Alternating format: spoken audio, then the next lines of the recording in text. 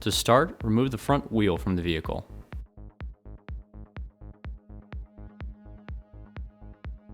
Next, you will detach the sway bar end link from the strut body by removing the single nut.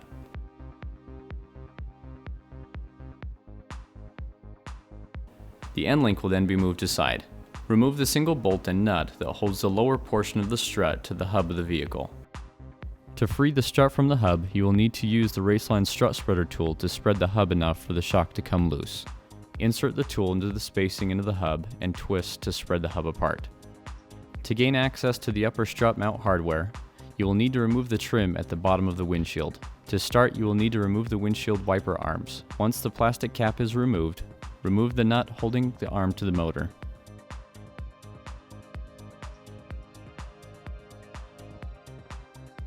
Press down on the joint of the wiper several times to loosen the wiper from the motor. Now, remove the rubber trim by pulling towards the front of the vehicle.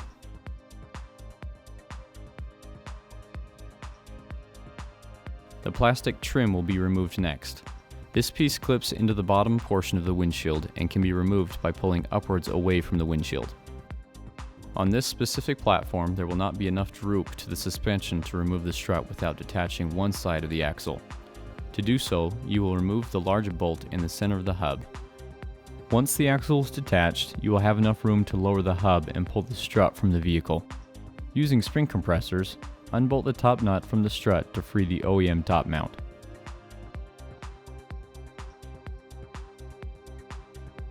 You will now install the OEM top mount onto the Raceland coilover. Place the mount onto the spring and tighten the included nut to secure the mount to the coilover.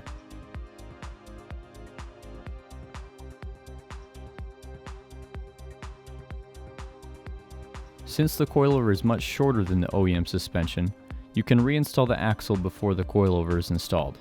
Align the axle spline into the hub and tighten the bolt to pull the axle into the hub.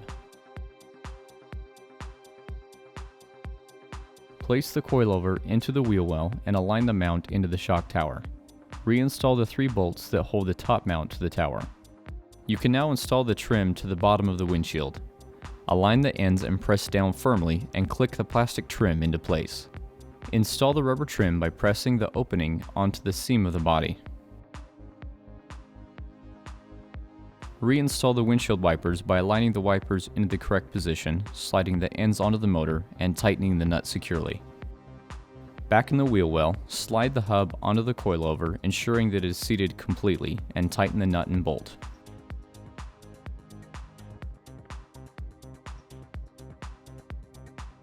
Move the sway bar end link into place onto the coilover bracket and tighten the nut to secure the link to the bracket.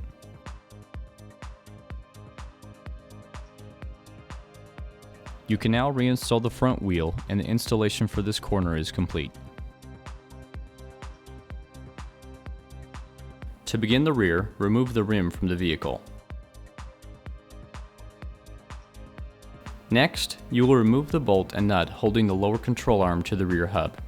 Keep in mind that the spring will now be unloaded, so take caution in lowering the control arm.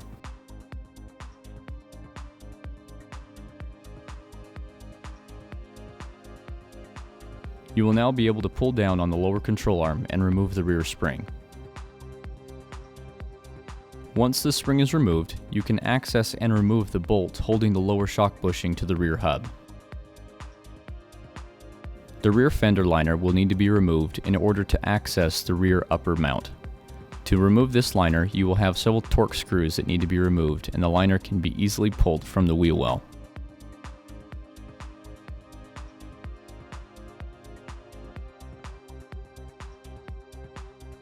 Once removed, you will now have access to the 2 bolts holding the top of the shock to the vehicle. Remove these bolts and the shock will be free to pull out from the wheel well.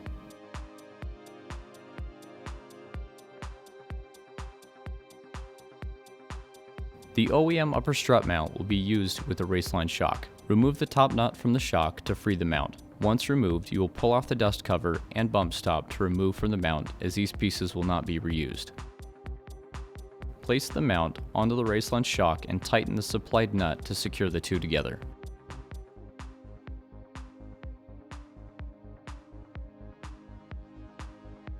The shock can now be realigned into the wheel well, and the 2 bolts holding the mount to the body can be reinstalled.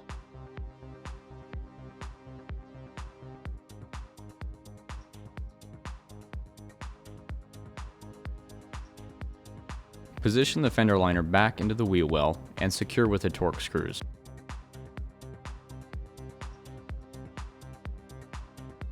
The lower shock bushing will now be bolted to the rear hub prior to the rear springs installation. Once the shock is bolted to the hub, you can position the rear spring and perch into place on the lower control arm.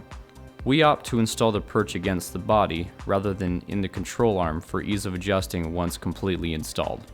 The rubber insulator pad in the lower control arm will be reused, but the rubber insulator that sits against the body will not be used with the perch. Once the spring is in place, raise the control arm to its position on the hub and reinstall and tighten the nut and bolt. The rear wheel can be reinstalled as this corner's installation is complete.